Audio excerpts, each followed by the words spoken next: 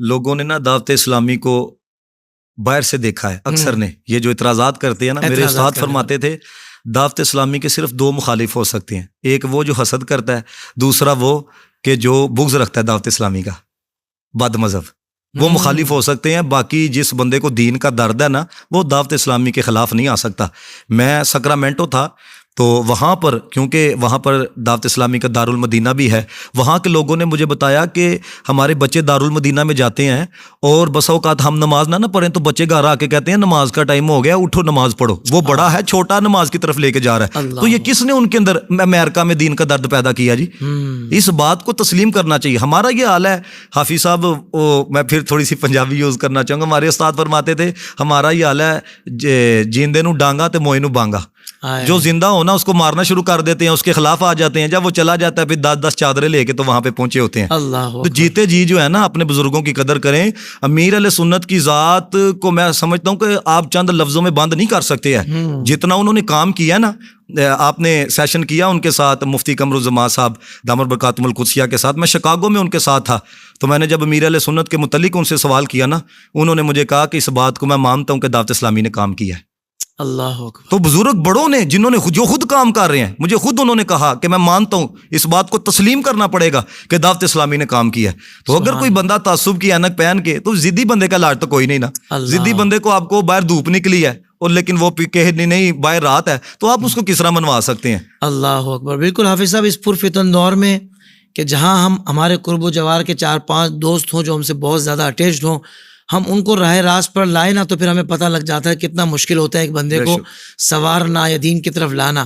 اور ایسے پرفتن دور میں اور ایسے ماحول میں امیر سنت نے لاکھوں لوگوں کو نمازی بنا دیا، با حیا بنا دیا، خوش لباس بنا دیا، اور واقعتاً سنتوں سے قریب کر دیا۔ حافظ صاحب، میں آپ کو میں جب پڑھاتا تھا نا، تو ہمارے جامعہ کے ناظم صاحب وہ خلیفہ امیر علیہ سنت سے ملنے کے لیے گئے نا، تو وہ کہتے ہیں کہ چونکہ ٹائم تھا جامعہ کا، تو کہتے ہیں میں ملنے کے لیے جب گیا نا، تو مجھے کہنے لگے دیکھیں حساس کتنے ہیں، لوگ خوش ہوتے ہیں کوئی ملنے کے لیے آ جائے نا، تو کہنے لگے مولانا صاحب ٹائم جو ہے وہ آپ کے پڑھانے کا ہے، تو آپ میرے سے ملاقات کرنے کے لیے آئے ہیں۔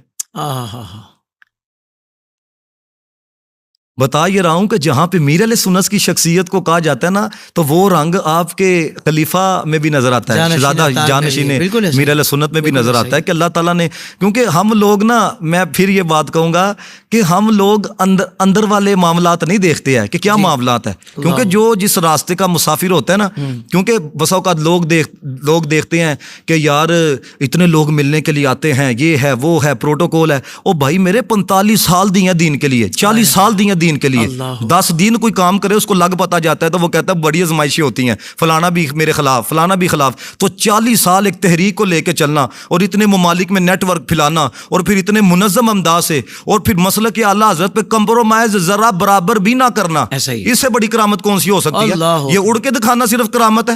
استقامت کرامت ہوتی ہے۔ اور میں یہ سمجھتا ہوں کہ دعوت اسلامی پوری کی پوری امیر علیہ سنت کے اخلاص کی وجہ سے کھڑی ہے، اللہ رسول کے فضل کے بعد۔ کتنا اخلاص ہے نا، ورنہ تو یہاں پہ 10 مرید ہو جائیں، اگلے دن حضرت والا کدھر فلائٹ اور کیا کچھ، ان کا کیا ہے جی بھائی؟ پچھلے دنوں امیر علیہ سنت نے کہا، جب پوچھا گیا نا کتنا بینک بیلنس ہے، تو کیا کہا گیا ان کی طرف سے؟ انہوں نے کہا اگر آپ زکوٰۃ دینا تو زکوٰۃ لگ جاتی ہے۔ کوئی دکھا سکتے ہیں آپ ایسا پیر؟ اللہ ماشاء اللہ کوئی نظر آئے گا؟ اللہ کبھی آپ اس چیزوں کو دیکھیں، یہ کوئی سوکھا کام نہیں ہے حضرت والا۔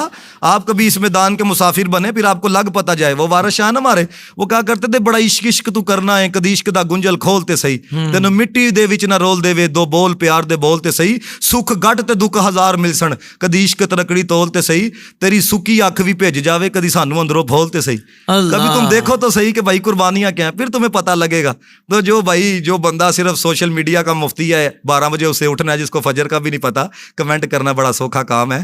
آؤ کو مدرسہ چلا کے دکھاؤ، آؤ کو جامعہ چلا کے دکھاؤ، آپ کو لگ پتا جائے گا کہ 150 بجے کی روٹی کیسے پوری کی جاتی۔ اللہ اکبر، اللہ اکبر۔ سوشل میڈیا پر اسلام کی صحیح تعلیمات جاننے کے لیے ابھی حافظ سائر قادری کا نیا YouTube channel Islamic digital studio subscribe کر لیں، اور ہاں نوٹیفیکیشن بیل آئیکن کو بھی پریس کر لیں تاکہ ہماری نئی ویڈیوز آپ تک بر وقت پہنچ سکے۔